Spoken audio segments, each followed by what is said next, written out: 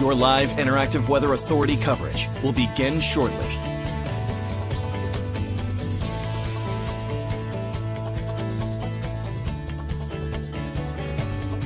Your live interactive Weather Authority coverage will begin shortly. Your live Weather Authority coverage starts right now.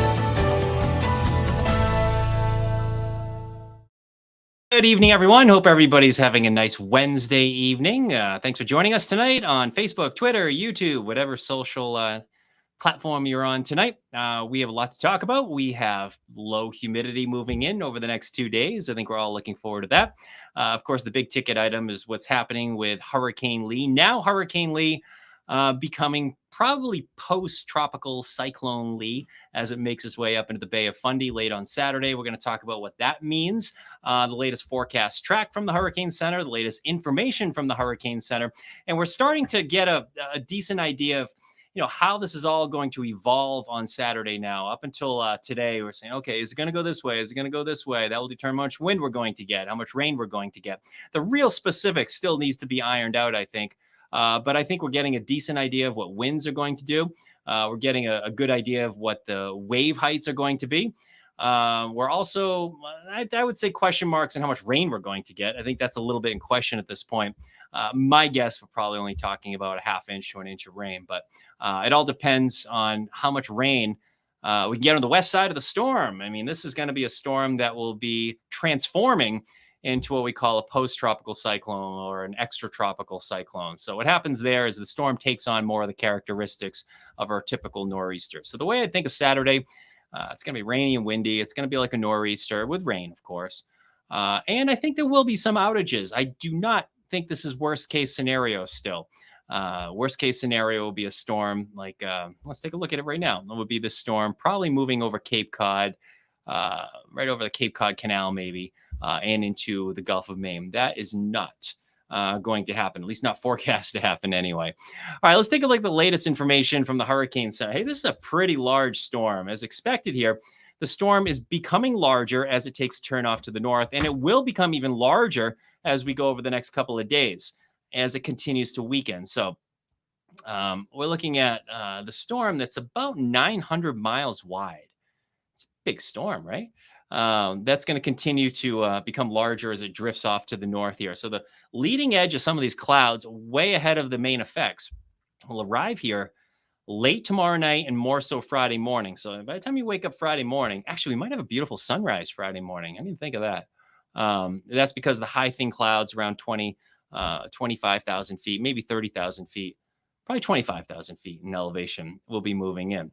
All right, let's take a look at the latest information from the Hurricane Center. Winds right now are 105 miles per hour, and that is the 5 o'clock update, gust to 125. So it's now down to a Category 2 hurricane, and the storm is located about 380 miles to the south of Bermuda. It's about 1,000 miles, maybe 1,100 miles to our south.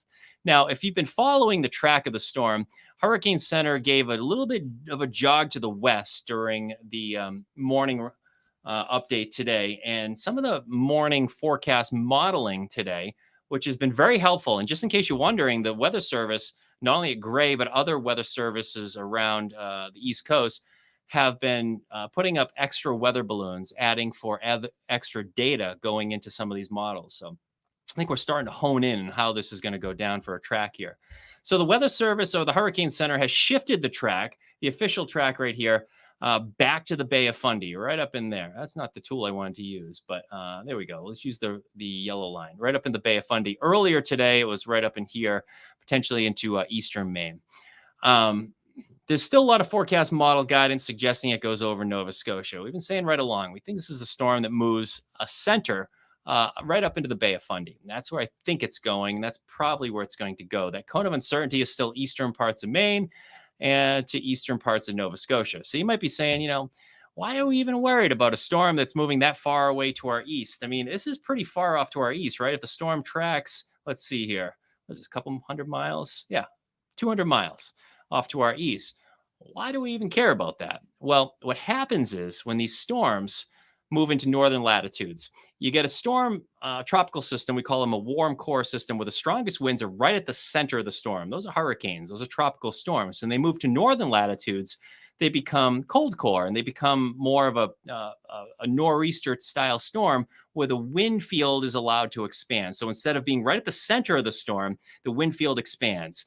The rain shield expands as well. So by the time we look at the radar and the satellite, I think by Saturday afternoon, night, it's going to have that nice comma shape to it. Remember the commas that we can kind of get in those winter storms? It's going to look like one of those from space when we look at the satellite picture, I think, on Saturday afternoon and evening.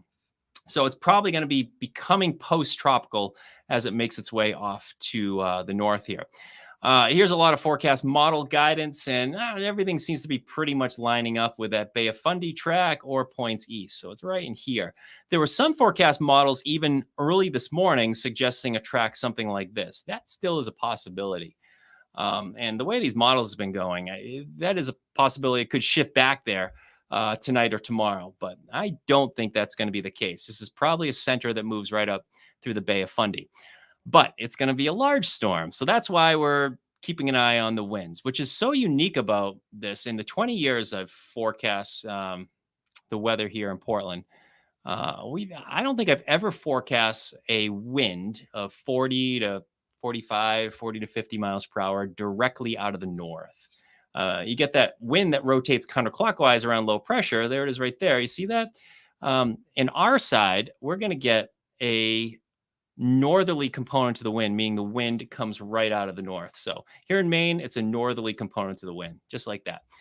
Usually our nor'easters, you get a northeast wind, or sometimes that October storm we had a few years ago, it's a southeast wind.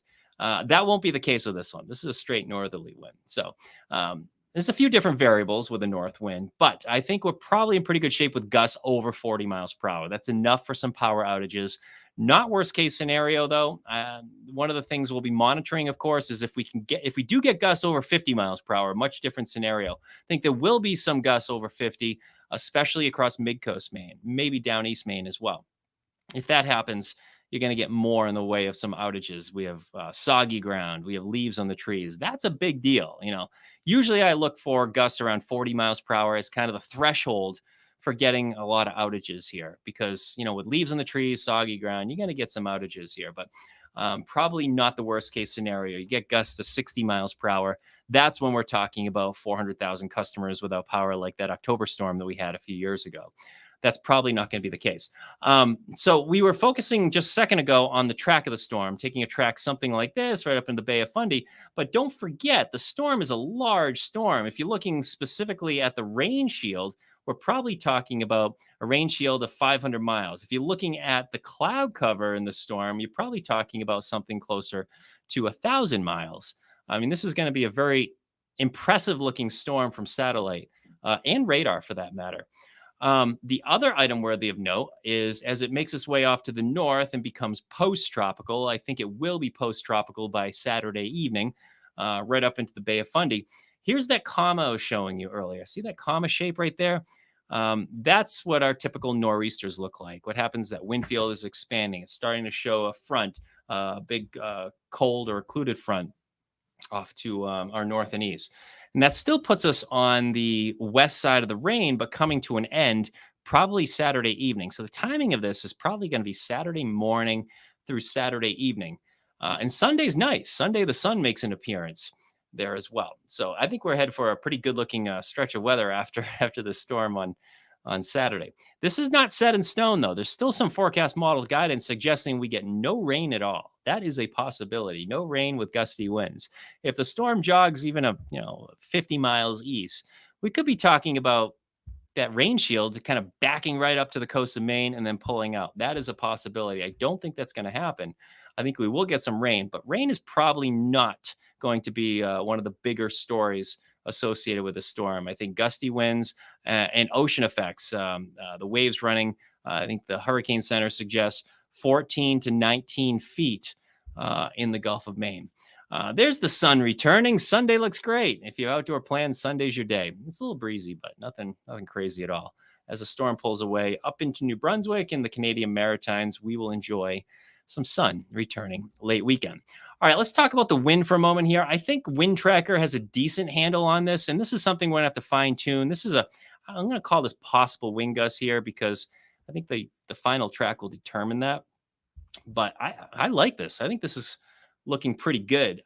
Most areas get wind gusts 40 to 50 miles per hour. Areas that could get gusts 50 to 60 miles per hour are probably in this window right in here. Oh, I did not mean to do that. Hang tight. Fix that. Um, right in there. So, especially in this area right here, I think there probably will be some gusts for 50 to 60 miles per hour, 50 to 55, somewhere in there. Most of us get gusts 40 to 50 miles per hour, and that's enough for outages with leaves on the trees. 3 months from now, frozen ground, no leaves on the trees. Um, we take a storm like this like it's nothing. We'll call it Tuesday in the winter. But there's leaves on the trees. Leaves will be winds will be swaying around the leaves and everything, and the ground's soggy. You could see some uprooted trees and that kind of thing. But this is probably not worst case scenario. This thing takes a jog a little farther to the west, stays a little bit stronger. We start getting gusts to maybe 60 miles per hour. Entirely different scenario. I think of that October storm a few years back. We had that one gust of 61 miles per hour. And just like that, we had 400,000 customers without power. I don't think this is one of those storms. Let's get rid of that thing I circle right there. This is about lunchtime on Saturday. Yeah, we're still looking at gusts, probably 40 to 50 miles per hour. The farther west you are, I think the lighter the winds will be, or less strong the winds will be. There will be some spots in the mountains that get some strong winds as well. Of course, the higher elevations. I wonder what Mount Washington will gust.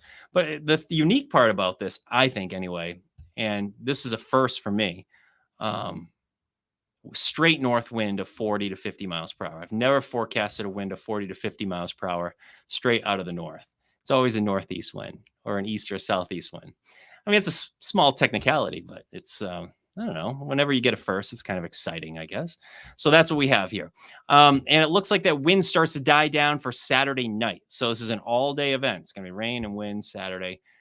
Gusts probably 40 to 50 miles per hour during the day. So here's what we know with this one here. Let's take you into our headlines. We have the timing, about 5 a.m. to 8 p.m. Saturday. So all day, rain, wind. Potential wind gusts over 40 miles per hour. I feel pretty confident with that. There might be some spots that get gusts over 50 to 60. That would be mid-coast down east, especially mid-coast Maine. Coastal concerns, we're looking at waves 10 to 20 feet. Hurricane Center says about, I think they have us at, 14 to 19 feet. That's what it is. In the tropical storm watch and in the hurricane watch. So it seems appropriate to talk about that. Let's take a look at that tropical storm watch. Ooh, this is brand new. A brand new flash flood warning is in effect up into Franklin County. All right. As soon as we finish this, I got to pay some attention to that up into Franklin County. But actually, I think we can take that off for now. I wonder how many flash flood warnings we've had. Let's leave it on there for now. But tropical storm watches remain in effect now for coastal southern Maine, coastal Cumberland, York, mid-coast Maine, coastal Rockingham County. There is a hurricane watch in effect for down east Maine. Open ocean waters there, that purple color, there is a coastal flood watch. I should say hurricane watch in effect there. Did I say coastal flood watch? Hurricane watch and tropical storm watch. I think the flash flood warning threw me off a little bit right there. Okay, so tonight, first, we have some of those showers and storms rolling through. Let's take a look at that flash flood warning. There it is right there. We've had records amounts of flash flood warnings this season. Let's take a look at that. We have a flash flood warning for Franklin, Oxford, Somerset County until 9:45. Ooh, just what you don't want to see, right? I mean, those of you in Farmington, J area, you've had your share of flooding this summer so far. Let's take a look at Doppler HD estimate of how much rain. Oh, wow, look at that. Yeah, we're seeing rainfall amounts. Looks like upwards of 4 inches. Yeah. So 4 inches of rain over a very short period of time. I think we'll probably start getting some flash flooding reports. Yeah. So that's up in the Farmington area specifically here. So if you live in that area, you are under a flash flood warning. Basically from Farmington to Strong. Industry up into Kingfield, and it looks like it's a little bit to the east of you in Carabasset Valley. A respectable amount of rain is occurring further south over toward the Bridgeton region. Let's take a look at that as well while we're on the topic. Multi, let's do this.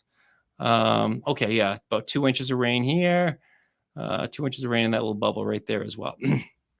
So yeah, we're talking about a front tonight. This is a cold front that's bringing a fair amount of rainfall into our region. All right, the back edge of that, it's moving out tonight. The front will introduce drier air for tomorrow. For the first time in a long time, we have low humidity. And yesterday, if you were joining us on the Facebook Live yesterday, Twitter and YouTube Live, we were talking about, I was going to get you some stats on the how humid this September has been so far.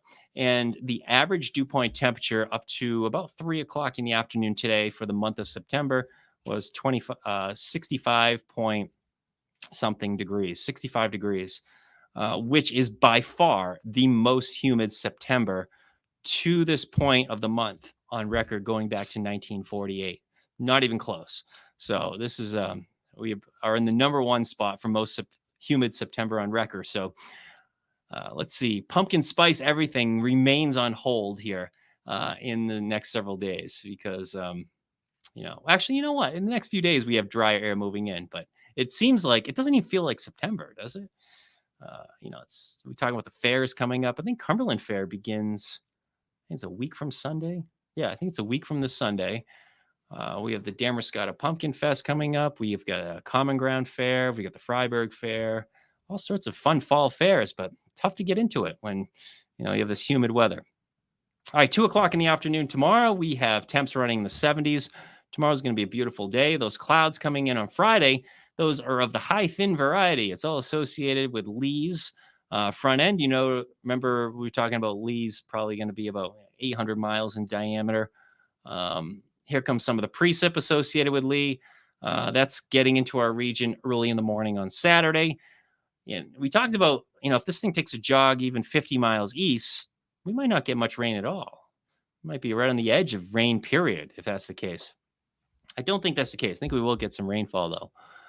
60s during the day on Saturday with periods of rain. Again, wind is going to be probably the bigger story with gusts over 40 miles per hour. So our next weather-warned day is Saturday for rain and wind. Next 2 days look pretty good. Sunday's the best part of the weekend.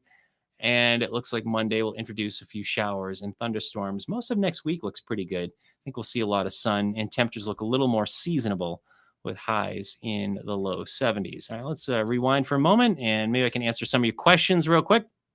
And we will put this one to rest tonight. Here's the latest information from the Hurricane Center. All right, let's take a look at some of your questions. Flights early Saturday. I was just talking to a friend of mine, flight Saturday morning. I have no idea what the airports do in these sort of situations.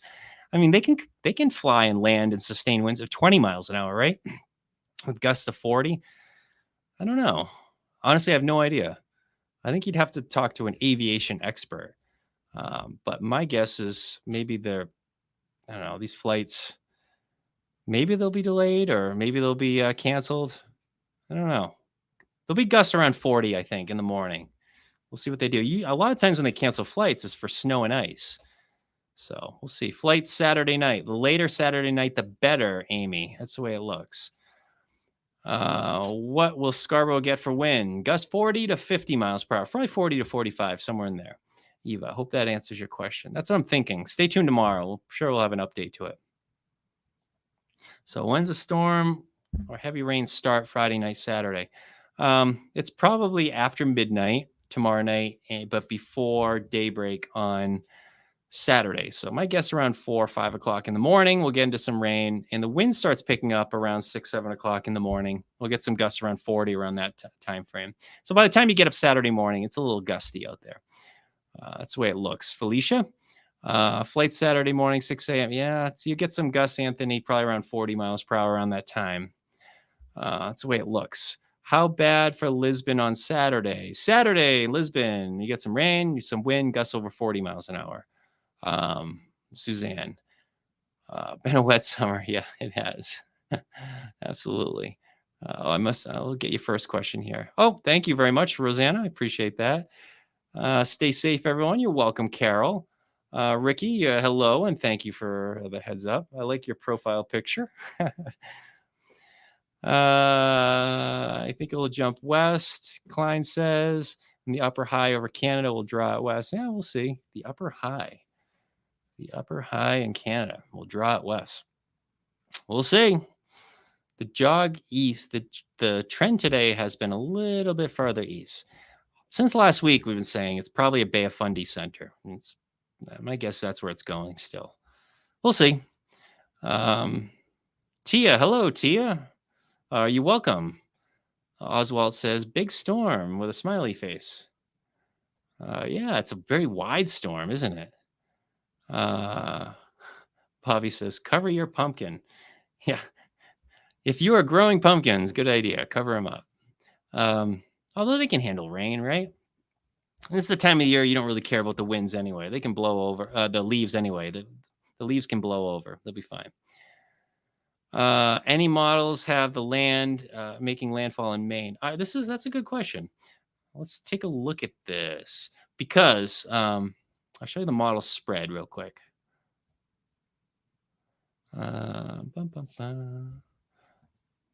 Here we go. This is what you want to see.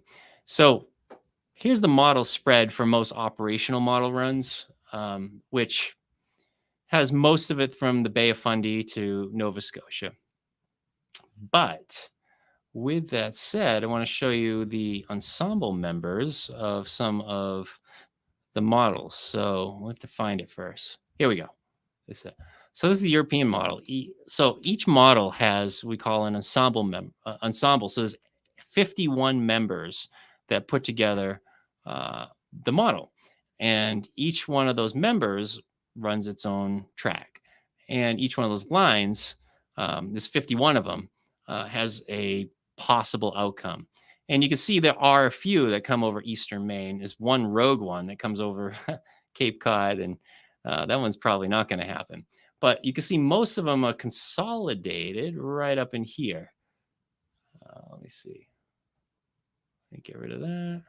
I can't draw on this. Yes, I can. Now I can. I need a white line. All right. Well, maybe you can see the yellow line I'm drawing. Most of them are consolidated from the Bay of Fundy up into Nova Scotia. So hope that helps answer your question right there. That's just the European model. Huh. All right, let's go back to something that's useful. You might be looking at that going, that's confusing. It is, isn't it? All right, Russ says, good evening. Hope that answers your question, Connor. Good evening, Russ. Is Augusta going to get it? Yeah, I think you'll get some rain and wind, Amy. Absolutely. Yeah. What are you thinking about impacts in Auburn? Hey, Melissa. How you doing? I think we're probably talking about some rain, gusts over 40, 45 or so. That's enough for usually some outages. So that's what we're thinking. If it goes even 50 miles east, then we'll be in better shape. We'll get gusts to 30 and it'll be better.